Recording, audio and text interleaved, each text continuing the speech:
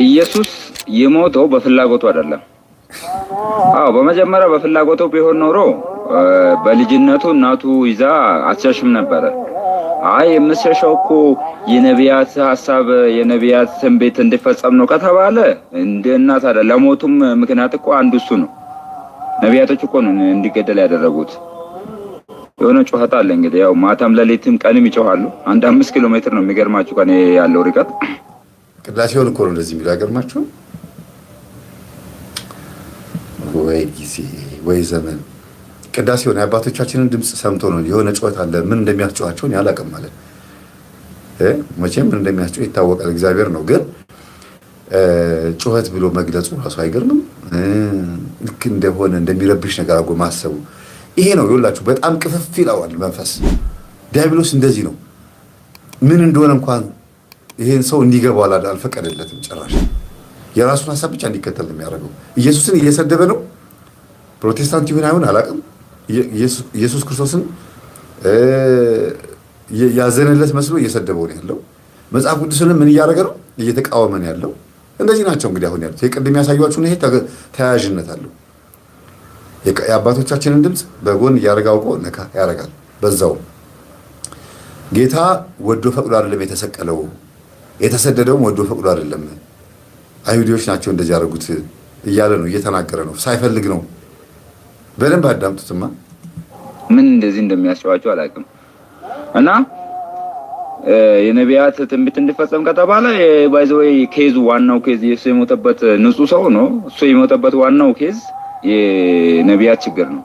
እንደዚህ ይመጣል፣ እንደዚህ ያደርጋቸዋል፣ ወደ እንትን ያወጣቸዋል ምናምን ብሎ ሰበቡ። ከዛ ሲመጣ ደግሞ እሱ ያንን መንገድ ሲከተል ሰቀሉት። ባይዘው ዋናው ተጠያቂ እነ ሙሴን ኢሳያስ ምናምን ናቸው። ባይዘው ለኢየሱስ ሞት ሲሪየስሊ ማለት ነው እነሱ ናቸው ዋናው ተጠያቂና በነገራችን ላይ ይኸውላችሁ መጽሐፍ ቅዱስ ጠል ሃይማኖት ጠል ህዝቦች መተዋል ያልኳችሁ ለዚህ ነው።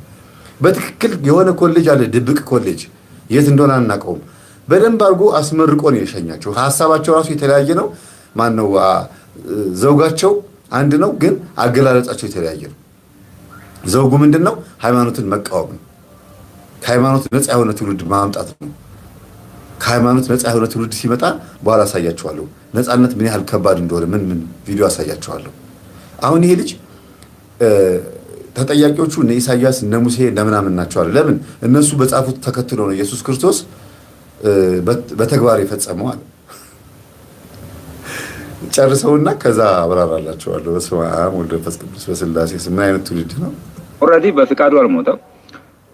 በፍቃዱ የማይሞት ቢሆን ኖሮ መሰደድ ወይ እናቱ እሱን ተሸክማ መሰደድ አይገባትም ነበረ። እናቱ እንዳይሞትባት ይዛ ነው የሸሸች ወደ ግብጽ። ምክንያቱም ማንኛውም እናት ጀግና እናት ከሆነች ልጁ እንዲሞትባት አትፈልግም፣ ይዛ ትሸሻለች። አንድ እሱ ነው። ሁለተኛ ደግሞ ስሰቀል ራሱ ምንድነው የተያዘ አካባቢ ለሞት የደረሰ አካባቢ ምንድነው የተያዘበት ታይም እንትኑን አሳልፎ ከኔ በቃ አልሞትም እኔ አልፈልግም ብሎ ለምነው ነበረ። ያው ኦልሬዲ ምንድነው ሞትም በቃ ማለት መኖር ይፈልግ ነበረ እና ሞትም በግድ ነው የሞተው። ፈልጎ አይደለም የሞተው፣ በግድና በግድ ነው የሞተው። ግዴታ ስለሆነበት ነው ስለሰቀሉት ነው እንጂ ሞትበት ይሄ በፍላጎት ምናምን አስቦ ምናምን ነው። በጣም ውሸት ነው እሱ።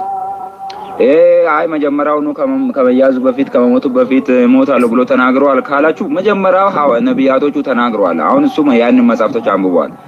እንደዚህ አይነት ይመጣል፣ እንደዚህ አይነት ሰብካለ፣ ከዛ ከእንትን ይወለዳል፣ እንደዚህ ያረጋል፣ ከዛ 3 ቀን ይሞታል ምናምን ብሎ ስለጻፉት እሱን ስላነበበ እሱን ነበር ደግሞ ኮፒ ፔስት እያደረገ ለህዝቡ ሲያስተምር የነበረው እንጂ ፈልጎ የሞተበት ምንም ማለት ኮንሰፕት የለውም። ባይ ዘ ወይ በሱ ሞት እኔ በጣም ነው ማዝነው። ለምን ከተባለ ብኖር ቢያንስ እስከ 60 እስከ 70 ዓመት ብኖር በጣም ብዙ እንትኖችን ይሰራ ነበር፣ ብዙ አሪፍ ነገሮችን ያስተምር ነበርና ያው አይሁዳን የገደሉበት ምክንያት አለማሰባቸው ነው። ጭንቅላታቸው እኔ አምላክ ነኝ አለ መፍቶ ነው። ባይዘው አንድ ሰው አምላክ ነኝ ብል ማንን ጎዳ? በቃ አምላክ ነኝ ካለ ማንንም አልጎዳ፣ ማንንም አልደረሰበትም። ራሱን ነው የተናገረ። የፈለገ ሰው ይከተል፣ የፈለገ ሰው አይከተል፣ ማንንም አልገረፈም። ስለዚህ ያው ቀኑና ገደሉት እንጂ ምንም ንጹህ ሰው ነበር። ሰው ግን በፍላጎቱ የሞተበት ምንም ኮንሰፕት የለውም። ኢየሱስ ወይ ጉድ! ማንሰማው ጉድ የለም እናንተ። እስቲ እንደው ይሄንን አንድ ሰንበት ተማሪ ወይ እንደው አንድ መስኪን የሆነ ሰው ለምንድን ነው ጌታ የተሰቀለው ምናምን ቢባል ይሄን ጥያቄ እንኳን አይመልሰውም። ይሄን መረዳት ሆን ብለው እኮ ነው ጥያቄ የሚያነሱት። ሆን ብለው ኮቶ የሚያወሩት ነገር እኮ የሚገርመኝ አሁን ይሄንንም ምድር ተሸክማለች፣ ይሄንንም ጌታ ችሏል። ይሄንንም እናት አጥብታን ያሳደገችው ይሄን ጭንቅላት እውነት እግዚአብሔር ልቦናውን ይክፈትለት። መቼም ይሄንን ባታጠበው ይሻል ነበረ በሞተ ነበር አንልም። ጌታ ይግለጥለት ነው ልንል የምንችለው። እሺ ዋናው ሐሳብ የሚናገረው ነገር ምንድነው? ጌታ ያለ ፍላጎቱ ነው የመጣው ነው። ማን ነው የተሰቀለው የሞተው? ያለ ፍላጎቱ ነው። እኔ አምላክ ነኝ ያለ መብቱ ነው። የተሰደደውም ምንም ያለውም የተሰቀለውም ሁሉ ነገር የሆነበትም አሰቃይተውትና በማይሆን መንገድ ነው እንደዚህ ያደርጉት እንጂ ፍላጎት አልነበረውም ነው የሚለው። እንግዲህ በጌታ ላይ የሆኑት መከራ ብለን የምናስባቸው እንደ ሰውኛ ተመታ፣ ተሰቃየ፣ ተናገሩት፣ ተገደለ፣ በላ፣ ጠጣ፣ ተራብኩ፣ ተጠማሁ አለ፣ ይቺ ጽዋ ከኔ ትለፍ አለ የሚለው በሙሉ የሚያሳየው ምን ነው? ሰው መሆኑን የሰው ስጋ መልበሱን ሊያጠይቅ ነው። በቃ ባጭሩ ይሄንን ባይል ኖሮ ተራብኩ፣ ተጠማሁ ባይል ባይወለድ ባይሰደድ ኖሮ አጠቃላይ ሙሉ በሙሉ ሰው መሆኑን እንጠራጠር ነበር። ይሄ ታሪክ ባይጻፍ እንዴ መች ተወለደ? ሰው እኮ አልተወለደም እኮ የሆነ ምትሃት ነገር መጥቶ ነው ተወልዶ ያዳ ነው። መች ሰው ተወለደ ትላላችሁ ነው የሚባለው። ሰው ሆኖ ከተወለደ እንደ ሰው መኖር ነበረበት። እንደ ሰው ለመኖር ደግሞ እንዴት መኖር እንዳለብንም አሳይቶን ነው። ሰው ሆናችሁ ስትወለዱ ያለ ኃጢአት ግን እንደዚህ ኑሩ ብሎ ከኃጢአት በስተቀር ሁሉን አድርጎ አለፋል የሚለው መጽሐፍ ቅዱስ። ያለ ኃጢአት ግን እንዴት መኖር እንዳለብን አሳይቶን ሄደ። ፍቅር መሆን እንዳለብን ቢገሉን፣ ቢጨፈጭፉን፣ መከራ ቢያሳዩን ተአምራት እያደረገ ለምጻሙን እያነጻ እውሩን እያበራ ሽባውን እየተረተረ ወንጌል እያስተማረ ሲያስተምር እየፈነገላቸው ሲፈልግ እየተያዘላቸው ምራቃቸውን ሲተፉበትም ጸጥ ብሎ ሁሉንም ሆኖ ማዕበሉን ጸጥ ያደርጋል። ሲፈልግ ይተኛ ይባላል። ተኛ ባይባል ኖሮ እኮ ስጋ መልበሱ በምን ይታወቃል? ተጠማው ተራብኩ ባይል ኖሮ እንዲህ ስጋ መልበሱ ይታወቃል? የስጋን ባህሪ እኮ ነው እየገለጸ ያለው። አምላክ ለመሆኑ ታምራት አደረገ። ብዙ ሰው ሊያደርጋቸው የማይችላቸው ነገር አደረገ። ሰው ለመሆኑ ደግሞ ሰው መሆን ያለበትን በሙሉ አደረገ ከኃጢአት በስተቀር። ነቢይ ነው፣ ባህታዊ ነው፣ ንጉስ ነው፣ ቅዱስ አምላክም እረኛችን ሁሉንም ሆኖ ወደ ስንት አባቶች ወደ 16 17 ማዕረጋት ፈጽሞ ነው ሄደው። ሰማዕትም ነው፣ ካህን ነው፣ ሊቀ ካህን ለዚያው ነቢይ ነው። ሁሉ ነገር ሆኖ የሁሉንም ነቢያት ስራ ፈጽሞ ነው ሄደው። ይሄ ነው በቃ ትልቁ ነገር። የሁሉንም ሲሆን ነው ሆኖ ያየ ነው። በአጭር ቁመት በጠባብ ደረት ተወስኖ ሰው ሆኖ መጣ ስንል ያ ነው። እና አጅሬው አነፈረን እኮ በድንቁርና። አንዳንድ ጊዜ እኮ እንደዚህ አይነት የድንቁርና ጥግ የወቅት ድህነት ማለት ይሄ ነው። ከባድ ነው በጣም። እግዚአብሔር ልቦናላቸውና ተአምራት አሳይቶ እንደዚህ አይነት ሰዎችን ይመልስ። ብዙ እንዲያውም ይምጡና የተደበቁት ይውጡ። ከዛ አንድ ተአምር አይተው ይመለሳሉ። እግዚአብሔር መኖሩን ትንሽ ነገር ነው የሚያሳየው። ሲራቀቁ ሲፈላሰፉ ምን ሲሉ በጣም ብዙ እውቀት ያበዛሉ። ይሄ ደግሞ ትንቢተ ዳንኤል ተጽፏል።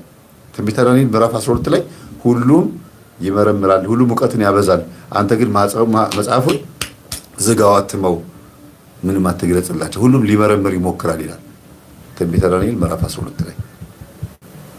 አንዳንዶች ከዋክብት፣ አንዳንዶች የተለያዩ ንጹሃን ግን የወደቁትን ያነሳሉ፣ ብዙዎች የሞቱትን ያነቃሉ፣ አይዟችሁ እያሉ ያበረታሉ ነው ቁጥር 3 ላይ 12:3 ላይ። እና የመንፍቅና መንፈስ ጥጉ ይሄ ነው። የመናፍቅ መንፈስ ይሄ ነው ጥጉ፣ የመጨረሻ ጥጉ። በቃ እዚህ ደረጃ ነው የሚደርሱት። ይቀጥላል ደግሞ። አሁን ቀጥሎ ያለውን ደግሞ ስትሰሙት ደግሞ ትደነግጣላችሁ፣ ትደነቁራላችሁ። መንፍቅና እብደት ነው። ምክንያቱም ግማሽ መሆን ሁልጊዜ ጎደሎነት ስለሆነ መቼም የጎደለው ነገር ስላለ ነው እብድ የሆነው። ስሙት። ገደል ማንንም አልገረፈም።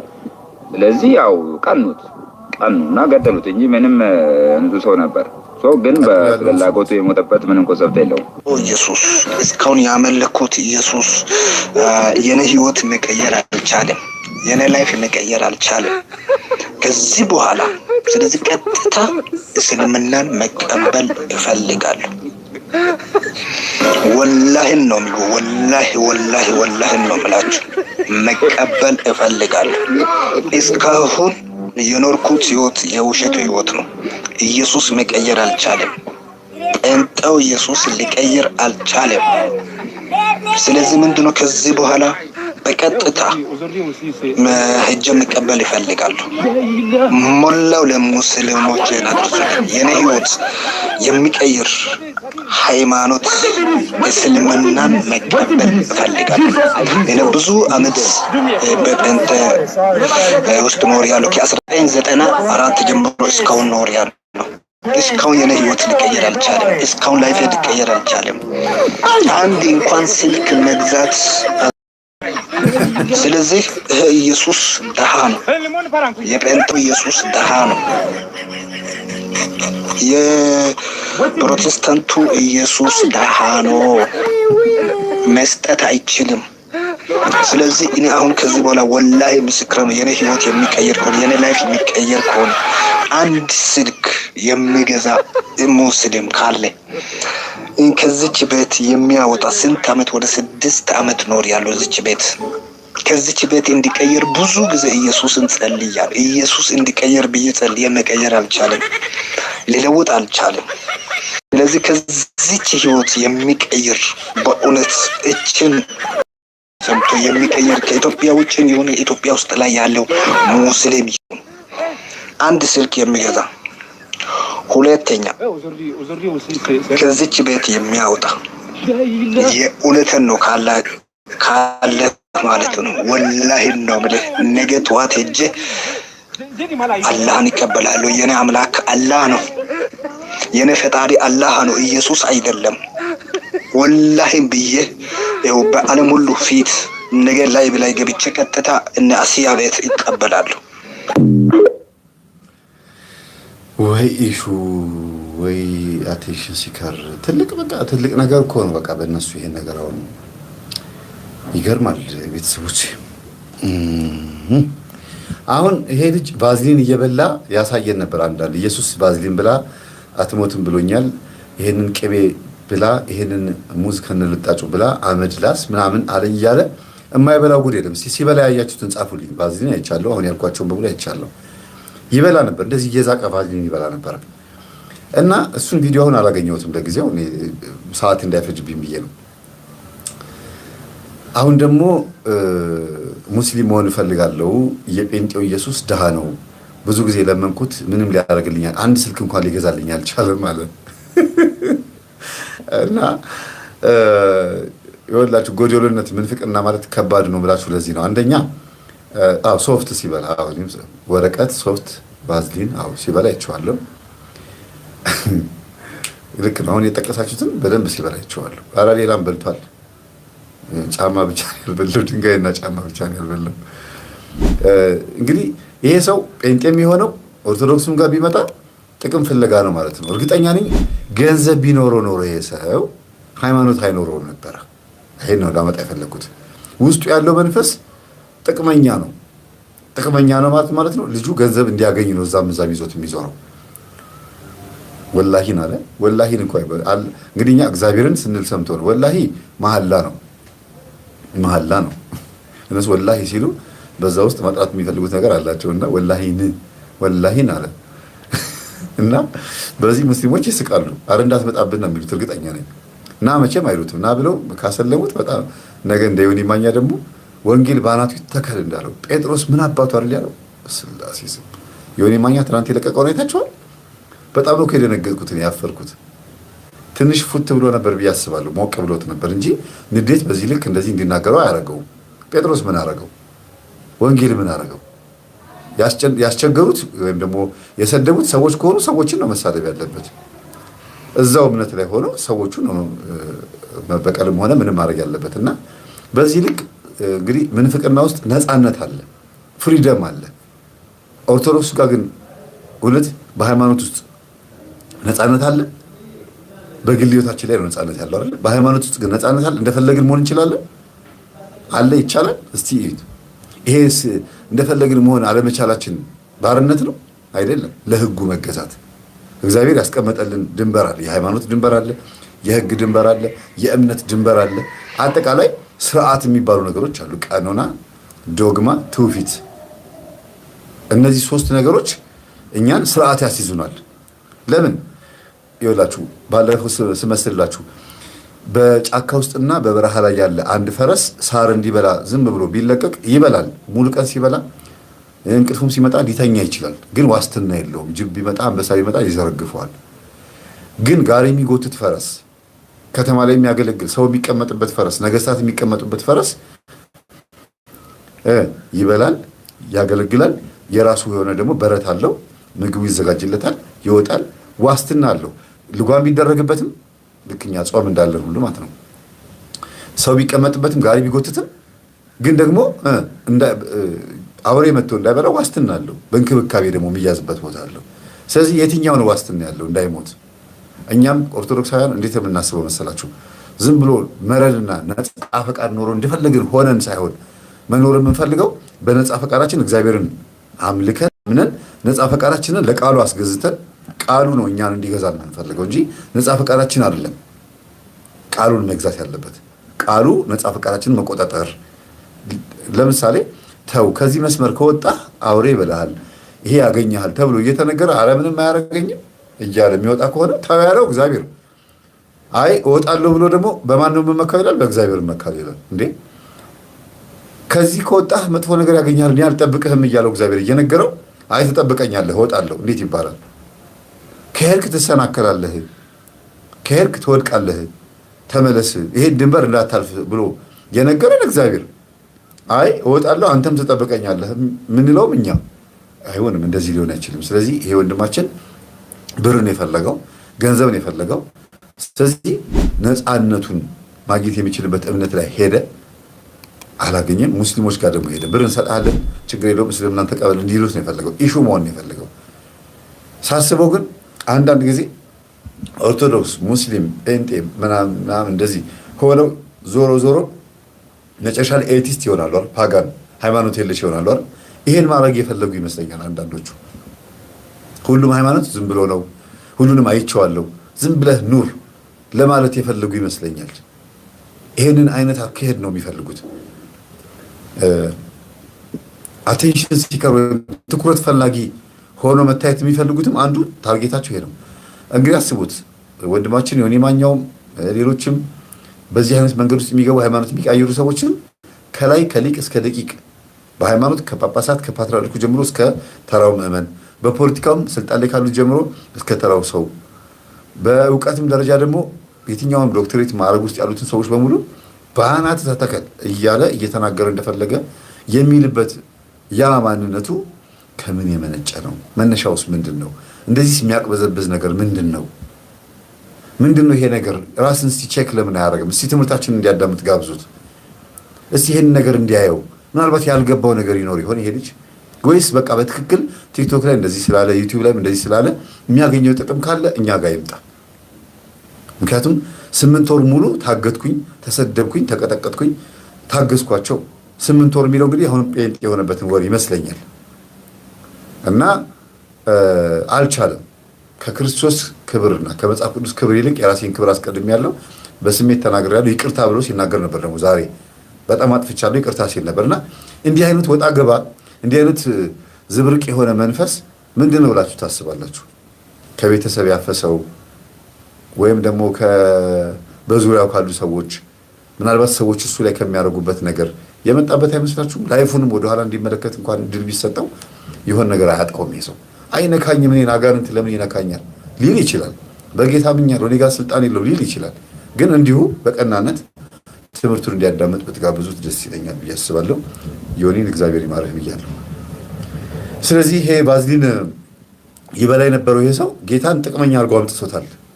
ይሄ ልጅ ስልጤ ነበር መሰለኛል፣ ስልጤ ጉራጌ አካባቢ ላይ የነበረ ሰው ነው። ሙየት፣ አርሜት፣ ቦዣ የሚባሉ ዛር መናፍስቶች ናቸው ይሄን ሰው ያገኙት። እነዚህ የቤተሰብ የዛር መናፍስት ደግሞ ያቅበዘብዛሉ።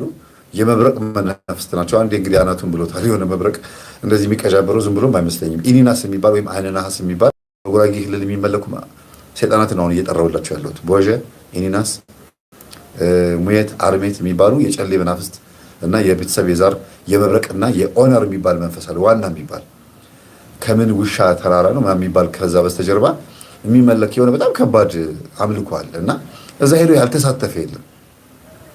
በጣም ብዙ ሰዎች እዛ ሄዶ ይሳተፋሉ ተለክፈው። ጉራጌ ክልል በጣም ብዙ ፕሮቴስታንት የሆኑ ሰዎች አሉ። በጣም መዝሙሮቻቸውንም እያየን ነው። ማልጠብቃቸው አይነት ብሔሮች ውስጥ መናፍቅ ወይም የፕሮቴስታንት እምነት ገብቷል። ግን ኢትዮጵያ ውስጥ ለዚህ ሃይማኖት ለፕሮቴስታንት እምነት የዳረገን የቤተሰብ የዛር መንፈስ ነው ብዬ ነው የማስበው። ጌታን አግኝተውት ነው የሚመስላቸው፣ መብታቸው ነው፣ እነሱ አግኝተነዋል ይበሉ። እንደኛ እንደ ኦርቶዶክስ ግን ስናስበው እንዳለ በየቤታቸው ባዕድ አምልኮ ይመለክ የነበሩ ሰዎች ናቸው ወደ ሌላ እምነት የሄዱት። በመዝሙርም ተስበው በወንጌልም ተስበው የሄዱ ሊመስላቸው ይችላል። በአጠቃላይ እዛ በመሄዳቸው እነሱ ደስተኛ ሊሆኑ ይችላሉ። እውነት ጌታ ነክቶኛል፣ አግኝቶኛል፣ ተንፍሶብኛል፣ አድሮብኛል፣ ገብቶብኛል ሊሉ ይችላሉ። ግን እኛ እንደምንረዳው ወደኋላ ሄደው ቤተሰቦቻቸው ቢጠይቁ ኦርቶዶክስን ያቋት ነበር ወይ ጴንጤ ከመሆናቸው በፊት ባዕድ አምልኮ ያመልኩ ከነበሩበት ተነስተው ቀጥታ ፕሮቴስታንት አይደለም ወይ የሆኑት? አንገት ላይ ማተብ ማሰር ብቻ ኦርቶዶክስን ማወቅ ነው ወይ ብዬ ጠይቃለሁ። ስለዚህ ይሄ ልጅ ይመጣል ደግሞ ሙስሊሞች ጋር ይቀጥና ወደ ኦርቶዶክስ ደግሞ ይመለሳል። የዛን ሰዓት ደግሞ እስቲ እናያለን። ጸበል ከገባ ለአንዴና ለመጨረሻ ጊዜ አጅሬው የሚያዝለት ይመስለኛል። እንግዲህ እየተቅበዘበዙ ነው ያሉት በጣም ብዙ ሰዎች፣ የሆነ ነገር እያመሳቸው ነው ያሉት። በጣም ብዙ ሰው እየታዘብኩኝ ነው ያሉት እና የሆነ ጊዜ ግን አንድ ተአምር እንደሚመጣ እረዳለሁ። ለእነዚህ ሰዎች ሲል ነው ተአምር የሚመጣው፣ ለእኛ አይደለም። ለእነዚህ ሰዎች ሲል ለሚንከራተቱ ለሚቅበዘበዙ የሚንከራተቱ ከዋክብቶች ይላቸዋል መጽሐፍ ቅዱስ አዲስ ኪዳን ላይ የመጽሐፍ የይሁዳ መልእክት ላይ ማለት ነው። የሚንከራተቱ ከዋክብቶች ይላቸዋል እና አዝናለሁ በዚህ ልክ የሚናገረው ነገር እና ይሄንን ንግግር ከጥቅም አንጻር ብቻ ለሚተናገረው ውስጥ ያለውን ጭምር ነው። የጴንጤው ኢየሱስ ድሃ ነው፣ ምንም የለውም፣ አንድ ስልክ እንኳን አልገዛልኝም ሲል ሙሉ በሙሉ ይሄ ሰው ገንዘብ ቢያገኝ ሃይማኖት አይኖረውም ለማለት ፈልጌ ነው። እስቲ የሚቀጥለው ንግግሩን እንስማ። ድሃ ነው ኢየሱስ አይደለም። ወላሂም ብዬ ሲሰሙት ቀጥሎ ደግሞ ኢየሱስ ኳስ ያያል። ኢየሱስ ኳስ ያያል። ኢየሱስ የማን ደጋፊ እንደሆነ ልንገራችሁ፣ ተናግሮኛል። ኢየሱስ የማንቸስተር ሲቲ ደጋፊ ነኝ ብሎኛል። አይተቃጠል ድጋፍ አንተ ድጋፊ ደቢ እንደው ዋቀዮ ጉባኤ ከተራራ ላይ ማለት ነው ጎማ ከሰ ሲገልጪ አሲገዴ ሲያገፈተሩ አከኑመት ተንከባለላ ጅራዱ አዙሪቲን አረ ልጅ ከዚህ ሀገር አስወጡልን። በረከት ይከኛ ቀበ የሀገሪቱን የግለሰብ የሀብታሞችን በረከት የያዘው ይሄ ነው። አስወጡልን ከዚህ ሀገር ኑ ሰደች ይሰደድ። ይሄ ልጅ በተገኘበት ይሰደድ። በቃ ውጣ አንተ ሰውዬ በርባኑ መብረቂ ኑር ቁጭ ይስታ ሚስማረር ቆርቆሮ ሉቲሮም ሲስታ ወንድሜ እኛ መኖር እንፈልጋለን። ኢራፊ ደጋፊ ማንቸስተር ዩናይትድ ጎደ ጂሰስ ይላል። አንተ ልክስክስ እንቆርጣለን። ስነ ስርዓት ይቆረጣል። ስነ ስርዓት ይቆረጡ።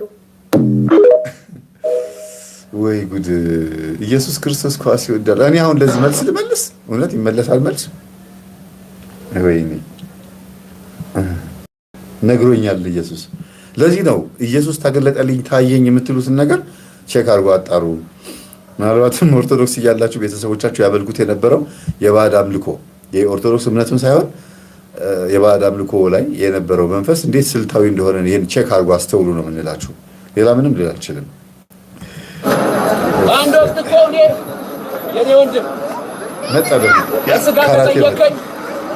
ቅዱስ ጳውሎስ እንዳለው የምመካበት ብዙ ነገር ነበረኝ። እሺ አርቲስት ነበር። የክርስቶስ የመድኃኒዓለም ምሕረት በሶልኝ ይኸው እሱም ገብቷል። አሜን። ኢየሱስ መድኃኒዓለም ይባረክ። አሜን። በእርሱ የሚያምን አይፈረድበትም። ሰምተሃል? ሰምተሃል ወይ? ኢየሱስ ይወዳል። ኢየሱስ የዘላለም ጌታ፣ የሕይወት ብርሃን፣ በእርሱ የሚያምን ሕይወትን አግኝቷል። አሜን። ሰምተሃል ወይ? ጤነኞች ናቸው ግን አሜን የሚሉ ሰዎች እንዴ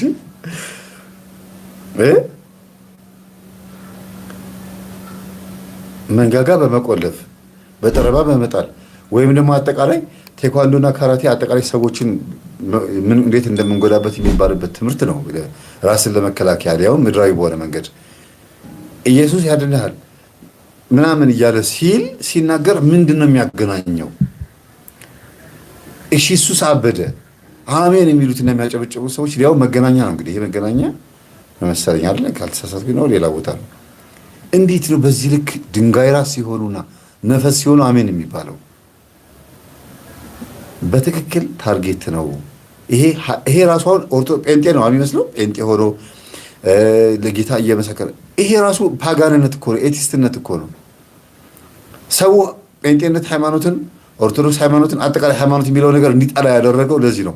እስቲ ያቸው ዩቲዩብ ላይ ወጥተው ስለ ሃይማኖት መጥፎነት እየተሳደቡ እየተናገሩ ያሉትን አንዳንድ ኢንተርቪው የሚደረጉ ሰዎች ነው ያቸው። እስቲ እነዚህን እያዩ እኮ ነው ሃይማኖትን የጠሉት። ትክክለኛ በቃ ሚዲያ ላይ ያሉትን ብቻ በማየት ገብተው በማንበብ አይደለም። ስለዚህ አሁን እየተከናወነ ያለው ምንድነው? ከሃይማኖት ሰዎች የማይጠበቅ ነገር እየተደረገ በዝሙትም በእንደዚህ አይነት ሁኔታም የካራቴ ፈውስም በማለት በብዙ ነገር ሃይማኖት የሚባለውን ኮንሴፕት በአጠቃላይ እንዲወድቅ እየተደረገ ነው። በእርግጥ እነሱ በሃይማኖት አያምኑም። አጠቃላይ በጌታ ማመን የሚለውን ነገር እርግጠኛ ነኝ እዚህ ውስጥ ያሉ ሰዎች ፕሮቴስታንቶቹ አጠቃላይ አይተውት ጥሩ ስሜት ይሰማቸዋል ብዬ አላስብም።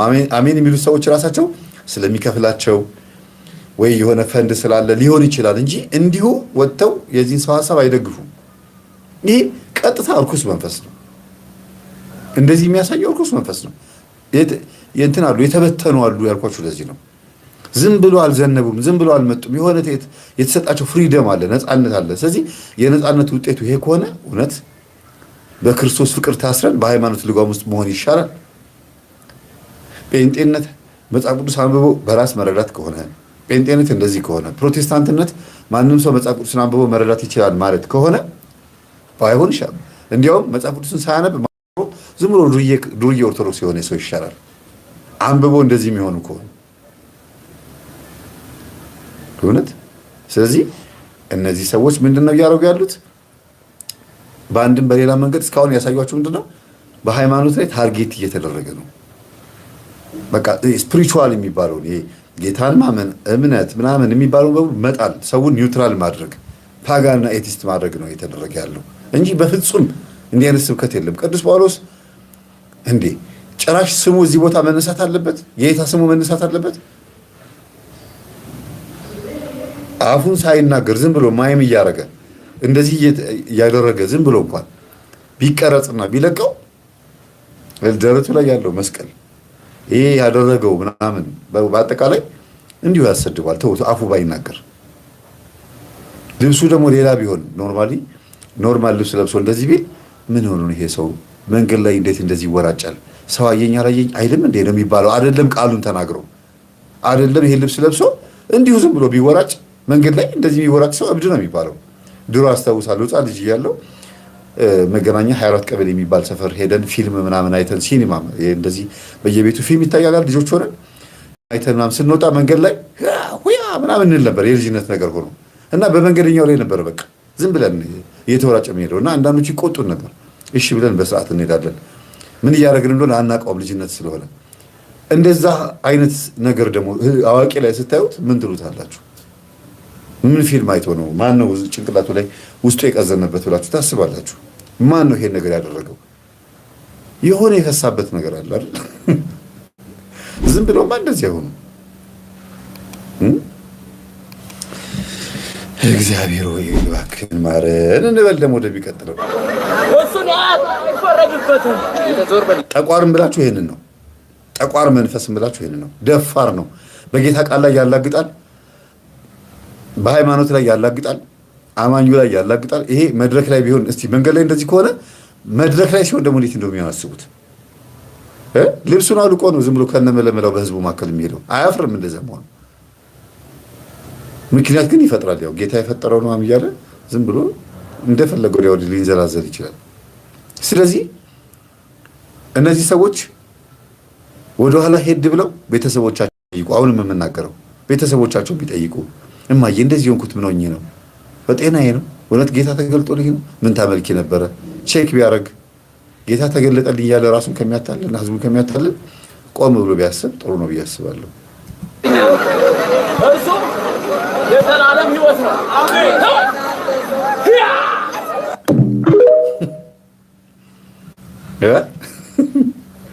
ወንድ ልጅ እሺ፣ እቺን ልጅ ደግሞ እንስማት።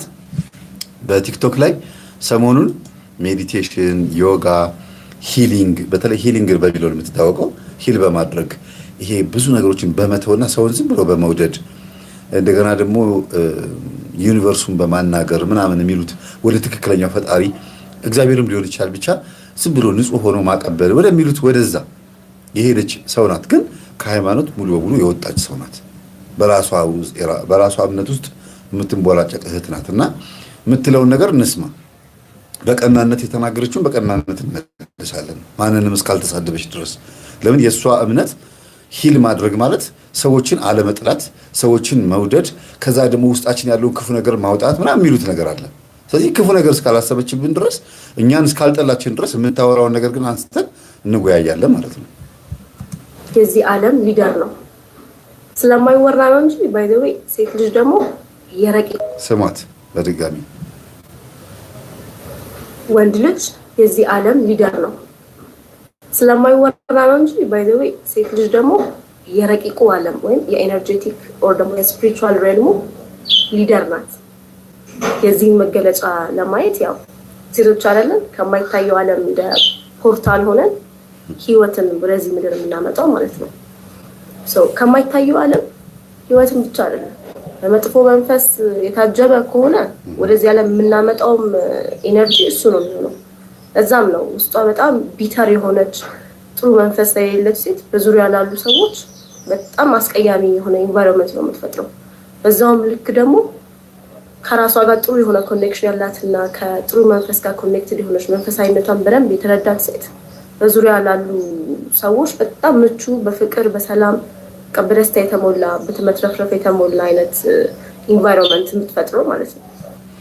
እሺ ታችንን ለጊዜው ያዝን አድርገውና ይሄ አስተምህሯቸው ይሄ የሚያደርጉት ነገር ምንድነው? ካነበቡትና ከተረዱት ነው የሚያመጡት። ያነባሉ፣ ከዛ ደግሞ ራሳቸው በተግባር ተግባራዊ እኛ ክርስትና እንደምንለው እነሱ ተግባራዊ ሂሊንግ ወይም ደግሞ ተግባራዊ ተመስጦ እንበለው ቢሆን ነገር ስም እንስጠው ብቻ ከዛ ያገኙትን ነገር የሚናገሩት እና አለች ያነበበችውን ነው የምትነግረን። ሴት ልጅ ከዛኛው ዩኒቨርስ ዓለም የመጣች ኢነርጄቲክ ከሆነ የሆነ ኃይል ካለው የሆነ ሚስጥራዊ ከሆነ ዓለም የመጣች ናት። ልክ አንድ የሆነ መጽሐፍ አለ ወንድ ልጅ ከማርስ ሴት ልጅ ከቬነስ ነው ገለበጥኩት መሰለኝ የሚል መጽሐፍ አለ። እሱን አይነት ሐሳብ ነው የምታወራውና ወንድ ልጅ የዚህ ምድር ንጉስ ነው ወይም የዚህ ምድር ሊደር መሪ ነው የምትለው። ሴት ደግሞ የዛኛው የረቂቁ ዓለም አለችና ወንድ ልጅ ስጋዊ፣ ምድራዊ፣ ስሜታዊ ወይም ደግሞ ዝም ብሎ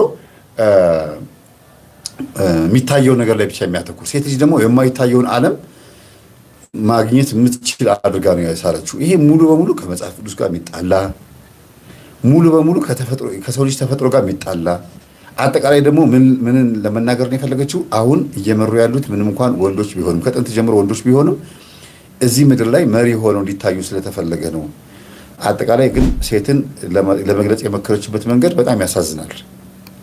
አዎ እናታችን እመቤታችን ቅድስት ድንግል ማርያም የዚህ ምድር ሁሉ እናት ናት።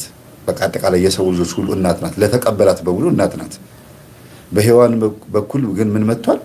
በሔዋን በኩል የዚህ ምድር ኃይል፣ የዚህ ምድር ማህፀን፣ አጠቃላይ የዚህ ምድር ላይ ያለውን ሐሳብ በሙሉ በሔዋን በኩል ምን መጥቷል? ኃጢአትና መርገም መጥቷል ብለን እናስባለን። እህታችን መጽሐፍ ቅዱስ ስለማታነብ ነው እንጂ ወይም ስለማትቀበል ሊሆን ይችላል። የምትቀበልም ከሆነ ይሄን ሐሳብ አትቀበለውም እንጂ አዳም ጸጥ ብሎ ሰጥለጥ ብሎ እየኖረ እያለ ሔዋን መታ ሰይጣን ሲያናግራት በእባብ ላይ አድሮ ማለት ነው ይሄንን ብትበይው እኮ አምላክ ትሆኛለሽ ሲላት አምላክነትን ፈልጋ እንግዲህ እሷ እንደምትለው የሌላውን ዩኒቨርስ ኤነርጂ ፈልጋ ማለት ነው እንግዲህ ተመኝታ ስትበላው ምድራዊ ሆና ቀረች። ካለችበትም ጸጋ ተነጠቀች። የትም ዓለም አልሄደችም። ጭራሽ እንደውም ማህፀንን በሰይጣን ቁጥጥር ስር እንዲሆን የተጸነሱ፣ የተረገዙ፣ የተወለዱ፣ ያደጉ፣ የሞቱ ሰዎች በሙሉ በሞት ቁጥጥር ውስጥ እንዲሆኑ ምክንያት ሆነች። መርገም እንዲመጣ ምክንያት ሆነች ይላል መጽሐፍ ቅዱስ ስለሚናገር ነው። በሴት ምክንያት መርገም መጣ፣ በሴት ልጅ ምክንያት ደግሞ ምን ሆነ? ህይወት መጣልን ይላል። የቀደመው አዳም ከምድር አፈር ድንግል ከሆነች አፈር ተገኘ። ድንግል ከሆነ ምንም ገበሬ ሳይዘራባት ማንም ገበሬ ሳይኖርባት ድንግል ከሆነች መሬት አዳም ተፈጠረ። ዘር ካልተዘራባት መሬት ላይ አዳም ተገኘ። ክርስቶስም ደግሞ ማንም ወንድ ሳይነካት ድንግል ከሆነች እመቤታችን ቅድስት ድንግል ማርያም ተገኘ። ዳግማዊ አዳም ከቀደመው አዳም በስልጣንም በክብርም ይበልጣል። ግን የማን ምኞት ነው? አዳም ምን ታገኛለህ ተብሎ ነበር? አምላክነት። ምን ፈልጎ ነው? ይሄንን ብንበላ እኮ እንደዚህ እንሆናለን ስትለው እሺ ብሎ ሐሳቧን ተቀበለ። የእሷም ሐሳብ ምድራዊ ሆኖ ቀረ፣ የእሱም የአዳምም ሐሳብ ምድራዊ ሆኖ ቀረ። ግን ሐሳባቸውን እግዚአብሔር ሰይጣንን ነው አዋርዶ ያባረረው እንጂ ሐሳባቸውን ተቀብሎታል። አምላክነትን ተመኝተው ነበረ። ኢየሱስ ክርስቶስ የለበሰው ስጋ ስግው ቃል አካላዊ ቃል ይሄ ትስብእት የምንለው ኢየሱስ የለበሰው ስጋ በአብ ቀኝ ተቀመጠ፣ በግርማው ቀኝ ተቀመጠ ይላል። ስለዚህ አዳም የተመኘውን ምኞት አግኝቷል ማለት ነው። አምላክነትን አግኝቷል። አጋንንትን ግን አርቆታል። ስለዚህ የሔዋንን ምኞት ነው ወይስ የአዳምን ምኞት ነው እግዚአብሔር የፈጸመው? እስቲ አምላክነትን የፈለገችው ማናት? ሔዋን ናት።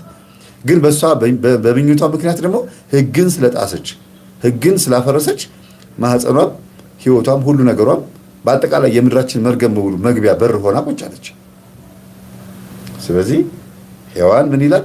አዳምን እንድትረዳው ታግዘው ዘንድ ትምጣ ትፈጠር ተባለ፣ ከአዳም ጎን አመጣት ይላል። ስለዚህ ሔዋን ምንድናት ማለት ነው? የአዳም ረዳት። ምን ያስበው? እዚህ ምድር ላይ ንጉስ ነህ ተብሎ የተሾመው በቃ በአጠቃላይ ንጉስ ነህ ተብሎ ተሾሟል።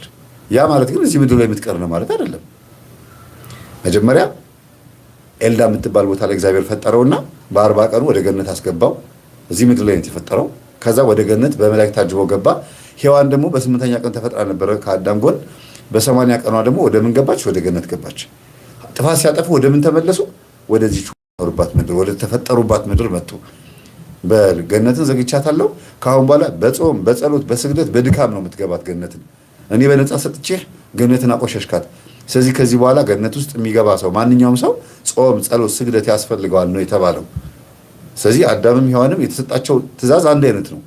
ከሌላ ዓለም የመጣ የሚባል ነገር የለም። ይሄ ፍልስፍና ከመጽሐፍ ቅዱስ የራቀና አጠቃላይ የራስ የግል ፍልስፍና ነው።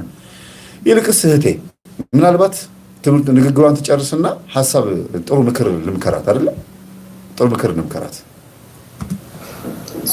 ማሰብ ያለባችሁ ወንዶች ፊዚካል ሊደር ናቸው ወንዶች ሲባል ሁሉንም ሴት ሊድ ማድረግ ትችላላችሁ ማለት አይደለም። አንዳንድ ሴቶች በመንፈሳዊ ህይወታቸው በጣም ስትሮንግ ናቸው። ጭራሽ አክሰስ ማድረግ አትችሉም እነሱ። በዛውም ልክ ደግሞ ሴቶች ሆናችሁ የማይገባችሁን ህይወት ከማይሆን ወንድ ጋር የምትኖሩ ሰዎች ሌላ ሰው መጥቶ እንዲያደናችሁ እንዳትጠብቁ። በቃ ይሄ ሴትና የወንድ መብት መከበር አለበት በሚባል አሰምሽን ሳይሆን የሚስተካከለው በቃ this is clear የሆነ መንፈሳዊ የሆነ ጥቃት ነው የደረሰባቸው ያሉት ሴቶች ማለት ነው። እንደ ሴት እዚህ ምድር ላይ ተከብረሽ በጣም በቃ መብትሽ ተጠብቆ እና ደግሞ ሰላምሽ በስቶ መኖር የምትፈልጊ ከሆነ ካልቲቬት ማድረግ ያለብሽ የውስጥሽን ኢነር ወርልድሽን ነው። ያኔ ዓለም ሁሉ ለአንቺ ሲያገለግልሽ ነው የምታገኘው ነው። ኦኬ፣ በትህትና ሴቶችን የመከረችበትን መንገድ እንዳለ ሆኖ እኔ ግን እህቴ ምናልባት ያልሞከርሽው ያልሄድሽበትን መንገድ ደግሞ በትህትና ብትታዘዥኝ ደስ ይለኛል ብዬ አስባለሁ።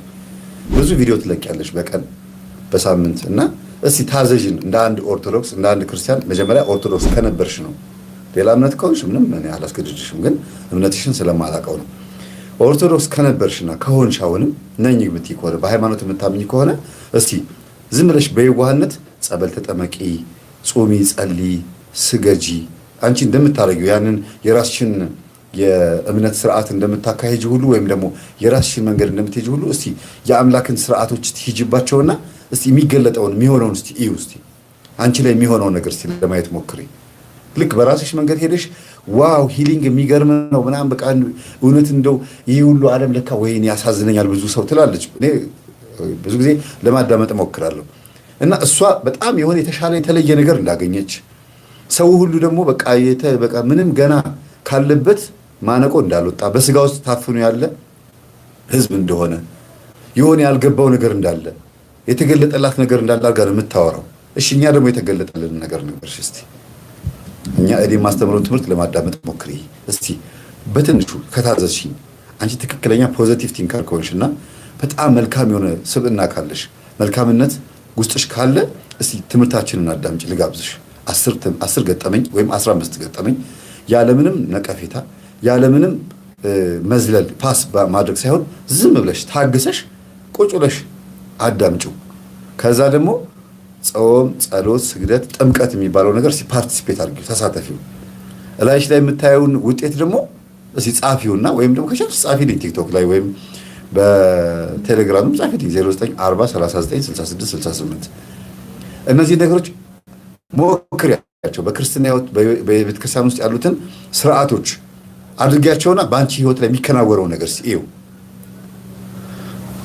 እግዚአብሔር ማን እንደሆነ ሃይማኖት ምን እንደሆነ መንፈሳዊ ህይወት ምን እንደሆነ የሆነ የሚገለጥልሽ ነገር እንዳለ እረዳለሁ አንደኛ ሁለተኛ ደግሞ በእናንተ ቤተሰብ ውስጥ እናትሽም ከሆነች አያትም ካለ ምን ይመለክ እንደነበረ በዚህ አይነት ፍልስፍና ውስጥ እንድትገቢ የጋበዘሽ የትኛው አይነት አስተሳሰብ እንደሆነ ታገኘዋለሽ አስተሳሰብሽን ሙሉ በሙሉ መቃወመው ሰው በሆነም ትንሽን ግን ወደዋለሁ ይሄ ስነ ስርዓትሽን ወደዋለሁ ልትናገሪ የምትፈልጊያቸውን ሐሳቦች አይደለም ሐሳብሽን የምትገልጭበትን መንገድ ነው የምወደው ስለዚህ አንቺ መንፈሳዊ ሴት ብትሆኚ ሃይማኖተኛ ብትሆኚ ብዙ ሰዎችን ምናልባት ልታድኚ ልታስተካክዪ ትችያለሽ ብዙዎቹ እናንተ ከምታስቡት ሐሳብ ወጥተው ሰዎችን ሲያድኑ ስለማይ ነው ከእንደዚያ ነገር ውጡ ይሄ ነገር መጨረሻው ጥሩ አይደለም እያሉ ሲያስተምሩ አያለሁ ምናልባት ይሄን ነገር አንቺም ስህተት ነው ብለሽ ልታስቢ ትችያለሽ ግን እስኪ ግድ የለሽም በትህትና የምንለውን ነገር በተግባር ፈጽሚውና ውጤቱን እስቲ ንገሪኝ ምንም ከሆነ በቃ ምንም ነገር ከአንቺ ጋር ምንም መልስ አንመላለስም እኛ ያየነው ነገር ማየት አልተፈቀደልሽም ብለን እናስበው